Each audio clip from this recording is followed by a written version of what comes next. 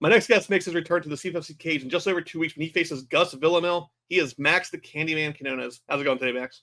Hey, it's going great. You made me laugh a little bit, so I can't help but smile. I hope you Yeah, keep that. I, I either get the intro perfectly the first time or it's just terrible. So it is what it is. I appreciate you having me back on, brother, man. It's good to see you again. Same thing. I try not to do each fight, so we had that little break in between. But with that fight, you came out and you fought Jimi, the Juggernaut, and Natividad. When you told me about the fight, I was hyped right away. Jimi impressed me his fight before you, and then you kind of came out, I want to say, a little more patient than usual, but then you did the most damage you've done in a fight in CFFC so far. Like, he was bleeding crimson, basically. He was covered. How'd that fight go, in your opinion? And how's the time away been? I mean, the fight went really well. That's the thing that we wanted to focus on is just staying more composed, not overextending on certain things, because when you overextend, then you can get caught with certain things. And all it takes is just one mistake, right? So we want to make sure that we fine-tuned all that stuff going in and just correct the mistakes from the previous fight. And I ended up breaking my hand that fight as well. I don't even remember which round it was. So I'm not sure if subconsciously that may have played a factor, but I really didn't feel it during the fight. So nah, it was just one of those things. We wanted to make sure we were calculated. And I definitely looked back at the video and saw where I missed open opportunities and corrected even those mistakes. And even when you win, you still have to go back and look and study and correct. So we definitely did that. And I think this next fight is going to be even more spectacular. Yeah, it was definitely it was a different CandyMan fight from the viewer point, because I'm so used to going out there and you're chasing the finish from the first bell. And this one, you kind of nailed it perfectly. It was calculated. And next up, you are facing Gus Villamil from Goat Shed. Don't think there's really any surprise what his game plan is probably going to be. Goat Shed is heavy grappling, get it to the ground. You pull his record, that's pretty much what he's done so far. And with Titan FC being gone now, we haven't really seen him around in a while. What have you seen on him before, and what are you looking at for the head of this fight? I mean, I study my opponents extensively. It's like when you get that contract, it's like a hit on them. You know what I mean? So I pull everything I could pull and then some, and just try to make sure I know him before I even step into the ring. To where I'm like, bro, I'm there to hurt you, murder you at this point. And I think the last fight not only showcased that I can be fast, I could be slow, I could go hard, I can take my time, I could pick my shots, I could cut you up at different directions and things like that, but still showcase that at the end of the day, like I will remain dominant for all 3 rounds if it goes that long. Nice. The fight, more importantly, is being built as a number one contender bout. And rightfully so. The title, the champion did lose it last time out. The winner was a little overweight, so he does not get to hold the belt. Haven't really heard anything from him as far as the promotion goes. So I'm looking at it as you probably versus Bilal Hassan with a win here. Do you see that the same way on your end, or do you see maybe a rematch with Galvan based on your last fight with him as well? Bro, MMA math is so fickle. Those are the probabilities. One of those two, I'm down in game for either. But as of right now, I mean, I got to win this one in order to earn that spot. And I definitely put in the time in the camp for this one to earn that spot. So whether it's not Jimi, Israel Galvan or Bazel, however you say his name, it doesn't matter, bro. I'm game to fight. Yeah, I just want to be in the UFC, earn that income, that proper income, by putting on exciting, electrifying shows, and I'm just game for wherever. And whoever is in front of me knows that they got a dog in front of them, and I'm not going to back down. You got to put me down in order to stop this dog. Ahead of the fight, everyone knows you by the hair. It's you again. And above you in the main event, wow, Gus also brings in the hairstyle too. This is going to be like a fashion show of violence. Are we expecting anything new this time? Last time he busted out the red and black versus like the caramel swirl. Any plans yet, or is this kind of you're gonna let the barber kind of do it when you show up? The barber's gonna do his thing. It's definitely gonna be a different one. I ended up getting a new barber last time around and things like that. So this one's gonna be different, but yeah, exciting, and it's still gonna be representation of Candyman, because at the end of the day, the haircut is an illusion, right? Just like what a snake has their their scales on their back is a deceiving thing, camouflage or something before they go for the attack. So at the end of the day, is what sets me apart, and I'm definitely making a statement with the hair. It's a catchy thing, and it grows back too. So I mean, fuck it. Yeah, I always laugh because it seems like when they go to Tampa now, it's always you and Marquez. I'm like, all right, who's gonna win this performance bonus as far as the hairstyle goes? But I want to also switch gears a little bit. Your former amateur opponent, Malcolm Wellmaker, is making his Contender Series bout this year. But, you did lose to him in the amateur circuit, but it's the amateurs. That shit gets erased afterwards. Do you keep tabs on your past opponents? And if so, what do you think are his chances coming into Contender Series?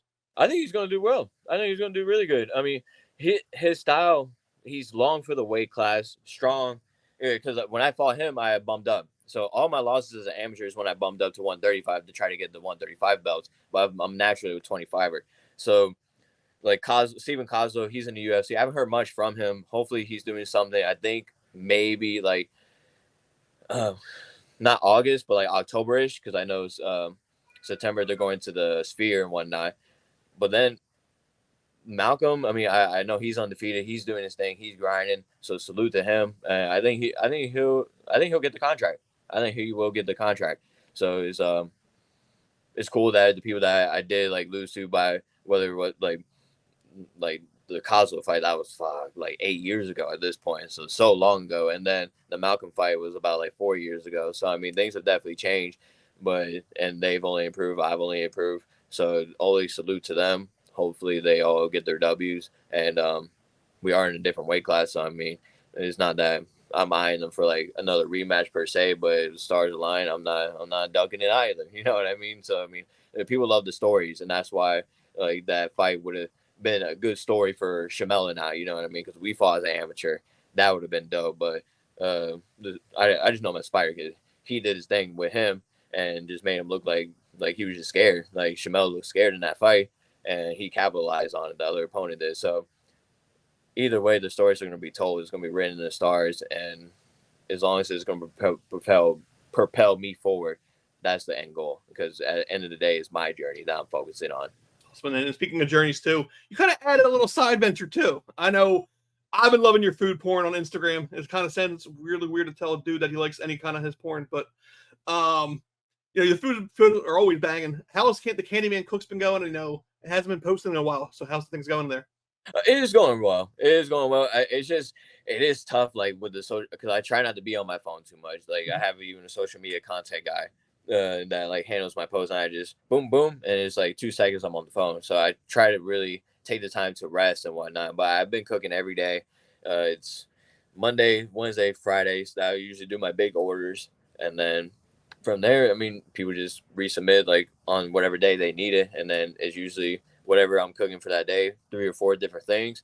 People get a couple of good orders, and then bada bing, bada boom. So it's a good way to definitely bring in that extra income and see how the people reciprocate to my cooking, because it could be a multi-million-dollar thing in due time. You know what I mean? Like it could start small and just start as a little family thing. Then I rent out a kitchen. Then I have a whole setup. So, I mean, it's still involving with MMA, and it can branch off to different facets as well in sports and just clean eating. So and I can make junk food too. So like it's just a matter of like, that's the idea though. I wanted it to be more of the healthier side kind of deal, but I could whip up some junk foods, some like munchies, anything. So there's a whole thing that we're cooking up, literally. CandyMan Cooks.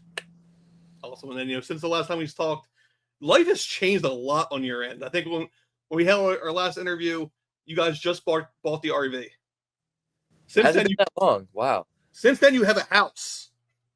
So, like, how's the family enjoying the home ownership, the pool, the backyard, the whole nine? How's everything? I'm gonna be honest. I'm fucking up with this pool. This pool, I've drained it, but it's still the shit. So all we have right now is just like the little like kiddie pool set up right there, a little slide for the baby and things like that. So we have that going for us, the whole place and the backyard.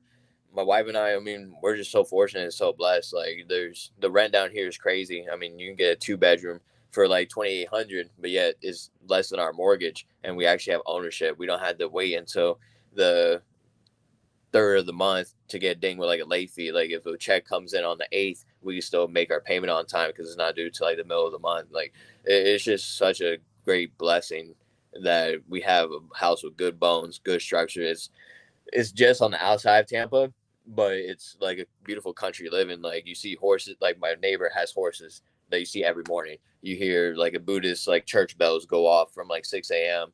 and then it goes off every hour. So it's just like a good, humble, like roots. And I think we're definitely going to keep this in the family forever. But as far as like renting out down the line, like this will be one of the many properties we own. And then as of recently too, just became landlord as well, which is a blessing in itself because we wanted to rent out the RV. Our old car had a recall on it to where we couldn't even put the damn thing on because it would spark up and then catch fire to the car. So it's not anything that was wrong with the RV itself. It was just wrong with our make and model of the car. So then we switched and got a Bronco. Shout out to Bartow Ford for hooking us up with a Ford Bronco. And it's just been a blessing in that sense too. Like just everything's lining up. And I've earned the right to be where I'm at. We've earned the right to be where we are. And it's just going to be solidifying even more. And July 26th is another stepping stone. And then my birthday's coming up this Sunday. So, I mean, we're in fight camp. And instead of enjoying the luxuries of life, I'm going to be just chilling at home at peace, focused on the fight, studying, still waking up at 2 a.m., watching this film, studying him, knowing the ins and outs. And I will capitalize on this opportunity. So fight camp over the 4th of July, your birthday. Gus has a lot coming for him. Has a lot of pent up, missed opportunities to enjoy additional food and festivities as well. So Max Quinones, Gustavo Villamil, July 26th, Tampa or Florida State Fairgrounds. Yeah, saying Tampa Hard Rock and all that still, but CFFC 133 flyweight number one contender fight. Max, the mic's all yours. You know how I end these. Sponsor time, all your shout outs. Mic's all yours. Go ahead.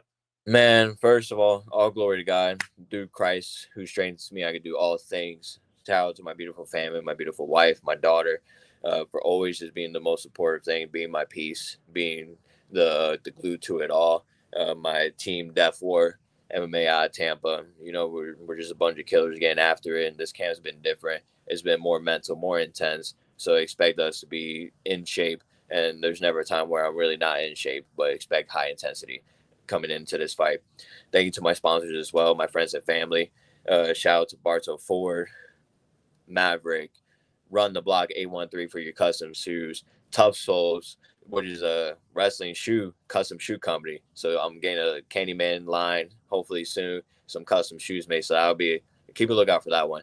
Cash Flow Society is the chat that I'm part of. You see me post up every now and again for the sports betting, things like that. Black Label Moving Company, DSG for your subcontracting and roofing needs. And then we get my dogs, No Limit Technology. You're familiar with them as well. They've been on the banners for CFFC a couple times, and they've always looked out. So I'm truly grateful for them. Anything for their IT, cybersecurity needs, make sure your company contacts them. And man, I'm just thank you for taking the time, Zach. I appreciate 4 Ounce Freedom, and it's just another platform for getting us fighters out there. So thank you so much, and shout out to my agency as well, Iterum, for having my bag and with the dope shorts. You already know what time it is. We're going to show out July 26th. Awesome. Yeah, thanks again for your time as always as well. Best of skill in 26th. I look forward to it. The cards keep getting stacked too. So co-main event. So obviously you're not on the OnlyFans side. You're right there at the very top. And best of skill. Look forward to it. Thanks for your time. Thank you, brother, man. Have a good one.